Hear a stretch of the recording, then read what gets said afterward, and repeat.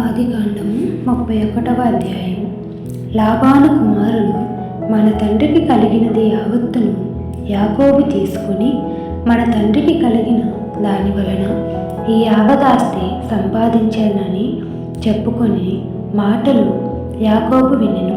మరియు అతడు లాబాను ముఖము చూచినప్పుడు అది నిన్న మొన్న ఉండినట్లు అతని ఎడల ఉండలేదు.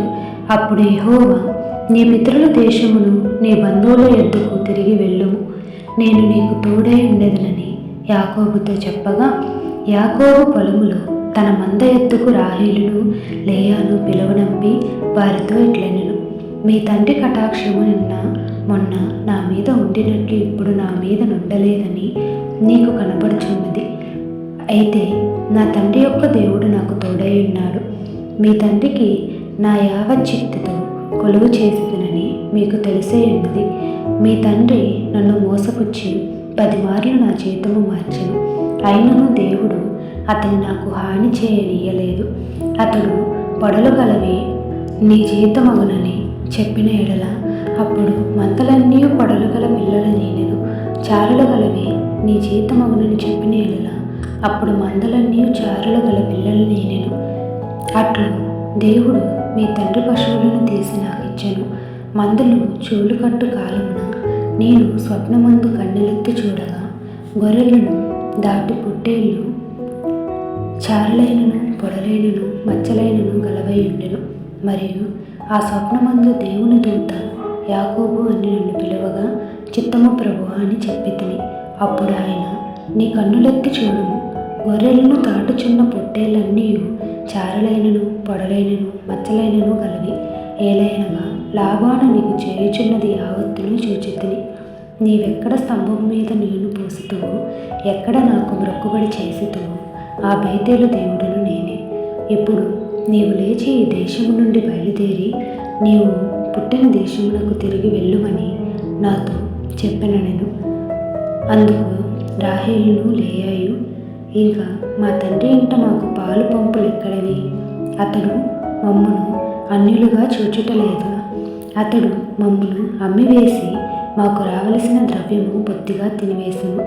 దేవుడు మా తండ్రి యొద్ద నుండి తీసివేసిన ధనమంతయు మాది మా పిల్లలదియునై ఉన్నది కదా. కాబట్టి దేవుడు నీతో చెప్పినట్లెల్లా చేయమని అతనికి ఉత్తరమియ్యగా, యాకోబు లేచి తన కుమారులను తన భార్యలను ఒంటెల మీద ఎక్కించి కనాను దేశమునకు తన తండ్రి అయిన ఇస్సాకునందుకు వెళ్ళుటకు తన పశువులన్నిటినీ తాను సంపాదించిన సంపద యావత్తును పద్దనరాములో తాను సంపాదించిన ఆస్తి యావత్తును తీసుకుని పోయెను. లాబాను తన గొర్రెల బొచ్చు కత్తిరించుటకు వెళ్ళి ఉండగా రాహేలు తన తండ్రి ఇంటనున్న గృహదేవతలను దొంగిలేను.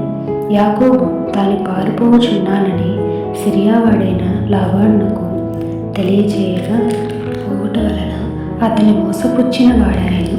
అతడు తనకు కలిగినదంతయు తీసుకుని పారిపోయాను. అతడు లేచి నది దాటి గిలాదును కొండతట్టు అభిముఖుడై వెళ్ళను. యాకోబు పారిపోయినని 3వ దినమున లాబానుకు తెలుపబడెను. అతడు తన బంధువులను వెంటబెట్టుకుని 7 దినముల ప్రయాణమంత దూరము అతన్ని తరుముకొని పోయి గిలాదు కొండ మీద అతన్ని కలుసుకొనెను. ఆ రాత్రి స్వప్నమందు దేవుడు సిరియావాడైన లాబాను వద్దకు వచ్చి, నీవు యాకోబుతో మంచిగాను చెడ్డగాని పలుకుమును, జాగ్రత్త సుమి అని అతనితో చెప్పెను. లాబాను యాకోబును కలుసుకొని యాకోబు తన గుడారము ఆ కొండ మీద వేసుకొని ఉండెను. లాబాను అతని బంధువులతో గిలాదు కొండ మీద గుడారము వేసుకొనెను. అప్పుడు లాబాను యాకోబుతో, నీవేమి చేస్తివి? నన్ను మోసపుచ్చి కత్తితో చెరపట్టబడిన వారిని వలె నా కుమార్తెలను కొనుపోవలన నీవు నాకు చెప్పక రహస్యముగా పారిపోయి నన్ను మోసపుచ్చితివేళ.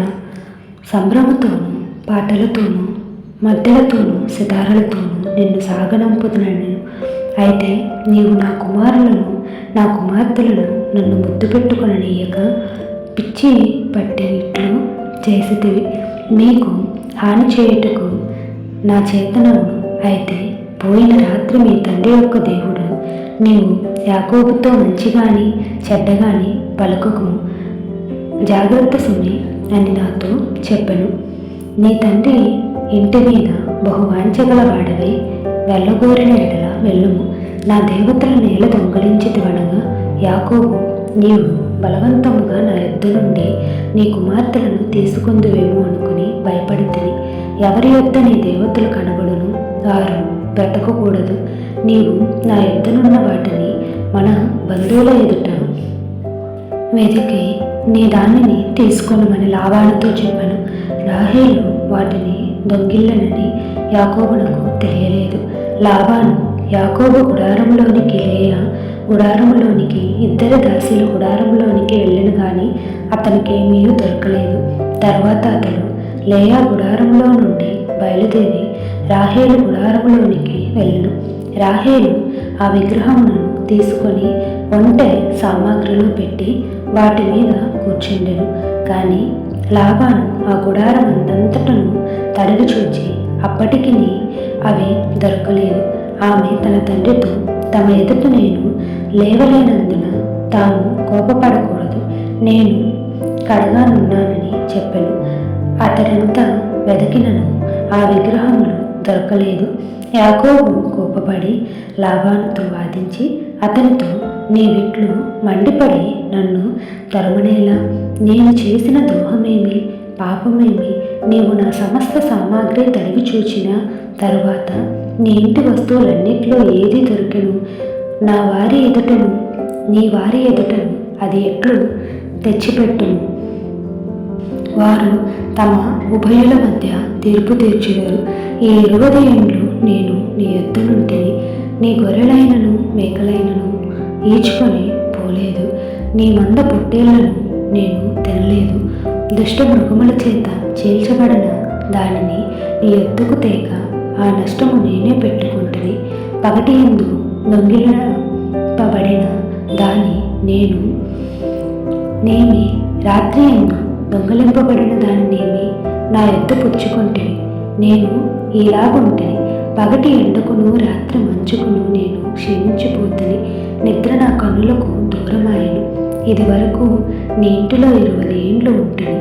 నీ 2 కుమార్తెల నిమిత్తము 14 ఏండ్లను, నీ మంద నిమిత్తము 6 ఏండ్లను నీకు కొలువు చేసింది.